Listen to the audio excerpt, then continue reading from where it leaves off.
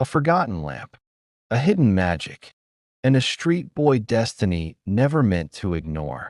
One wish that changed everything. This is the story of Aladdin. In the heart of the vast desert stood a shining kingdom called Agrabah, a city of soaring towers, colorful markets, wandering camels, and voices that filled the warm air from sunrise to sunset. Merchants called out their prices, spices filled the wind, and life moved quickly for everyone, except for one young man. His name was Aladdin.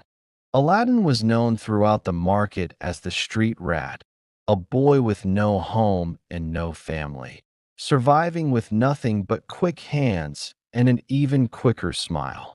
He lived in the shadows of the city, darting between stalls, sharing stolen apples with his loyal monkey companion, Abu. But inside, Aladdin held a dream bigger than the palace walls themselves. He believed he was meant for more, even if the world told him otherwise. Not far away, behind tall white walls, lived Princess Jasmine. Born into luxury, surrounded by servants and rules, she had everything except freedom. The law demanded she choose a husband, but Jasmine longed for the world beyond the palace gates. One night, unable to bear it anymore, Jasmine slipped out in disguise and walked into the busy marketplace for the first time in her life. There, fate moved quietly. Jasmine and Aladdin crossed paths when she accidentally gave away food to a hungry child and nearly got into trouble with the market guards. Aladdin stepped between her and danger without hesitation. No idea, she was the princess he had only seen from afar. And in that brief moment, their worlds touched. While Aladdin and Jasmine wandered the streets, someone else had his eyes on a different prize. Deep in the palace tower, the royal sorcerer Jafar studied an ancient prophecy. A cave made of shifting sand, the Cave of Wonders, held a lamp of unimaginable power. But only one person could enter, a diamond in the rough. And somehow, that person was a street boy named Aladdin. Jafar ordered the guards to capture the boy. Before Aladdin knew what was happening, he was thrown into a dungeon, separated from Jasmine, with only Abu by his side. Jafar appeared in disguise and freed Aladdin, claiming he needed the boy's help to retrieve a treasure. Desperate and confused, Aladdin agreed. They journeyed into the desert until the sands began to shift like a living creature. A giant tiger-shaped mouth rose from the ground, glowing with fire. Only the diamond in the rough may enter. Aladdin stepped inside. The cave opened into a world of gold, jewels, and wonders beyond imagination. But he remembered the warning. Touch nothing but the lamp. After a tense climb through glittering treasures, he found it, a dusty old lamp hidden in the shadows.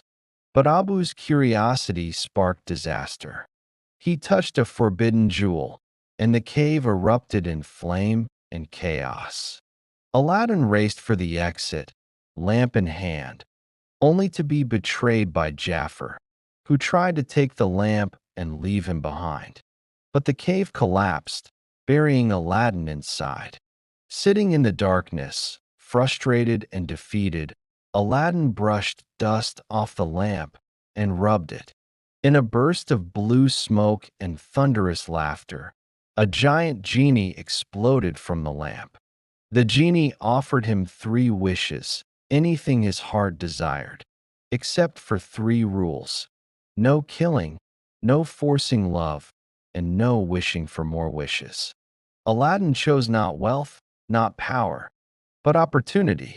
He wanted to see Jasmine again, not as a thief, but as someone worthy of her world. So he made his first wish, to become a prince. A dazzling parade marched into Agrabah, elephants, dancers, fireworks, all announcing Prince Ali of Ababwa, a figure created by magic, but unsure of himself. Jasmine wasn't impressed by riches or spectacle, but one quiet conversation on the palace balcony, one familiar glance, and she realized there was something deeper behind the prince's mask. That night, Aladdin invited her on a magical carpet ride above the city. They soared through clouds, across rivers, and over moonlit rooftops. For the first time, Jasmine felt truly free.